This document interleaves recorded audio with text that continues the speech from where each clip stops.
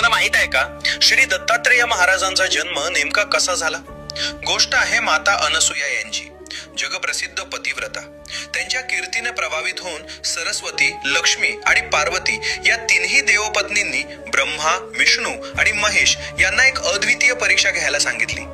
ब्रह्मा, विष्णू, महेश म्हणजेच त्रिमूर्तींनी संन्यासी रूप धारण केले आणि अनसुया मातांच्या आश्रमात आले आणि त्यांनी एक विलक्षण मागणी केली.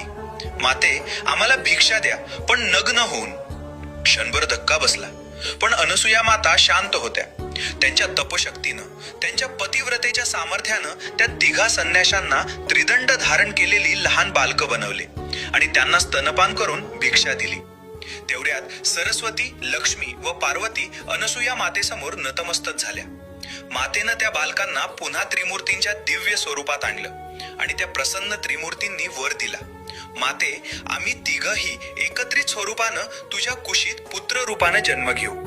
आणि अशा प्रकारे माता अनसुयाच्या पतिव्रत शक्तीमुळे जन्म झाला त्रिमूर्तींच्या संयुक्त अवताराचा, म्हणजेच श्री दत्तात्रेय महाराजांचा.